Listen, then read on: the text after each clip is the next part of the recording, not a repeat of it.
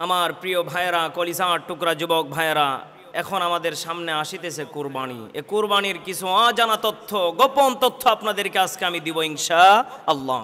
এ কুরবানিতে দেখেন কুরবানি কিভাবে আসলো, কোথা থেকে আসলো। হযরত ইব্রাহিম আলাইহিস সালাতু ওয়াস সালাম ৮৬ বছর বয়সে একটা সন্তান পেয়েছিলেন। এরপর আল্লাহর পরীক্ষা তার উপর ছিল কি ছিল না। আল্লাহ পাক রব্বুল আলামিন বলেন, ফালাম্মা বালাগা মাআহুস সা'য়া ক্বালা ইয়া বুনাইয়া ইন্নী আরা ফিল মানামি আন্নী আযবাহুকা ফানদুর মাযা তারা। সন্তানকে ইব্রাহিম ডাক দিয়ে বলতেছে, হে আমার পুত্র সন্তান ইসমাইল, আল্লাহর পক্ষ থেকে তোমাকে জবাই করার হুকুম দিয়েছে।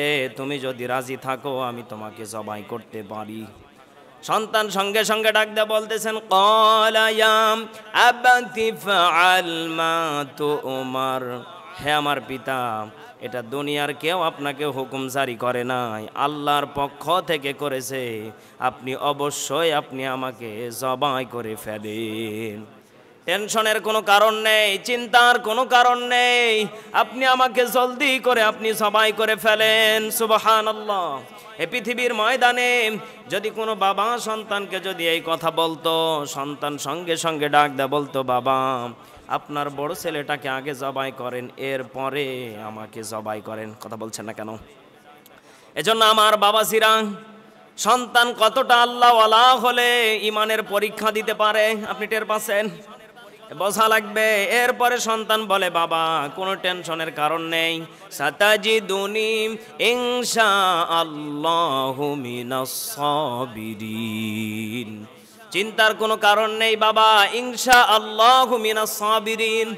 আপনি আমাকে ধৈর্যশীলদের অন্তর্ভুক্তের ভিতরে পেয়ে যাবেন। আপনি আমাকে জলদি করে জবাই করে আপনার ইমানের পরীক্ষা দিয়ে দেন। বাবা নিয়ে চলে গেলেন।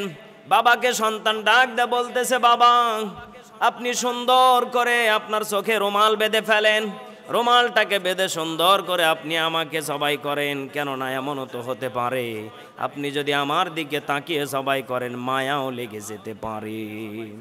হযরত ইব্রাহিম রুমাল বেঁধে জবাই শুরু করে দিলেন। জবাই হয় না। قد صدقت الرؤيا إنا كذلك نجزي المحسنين।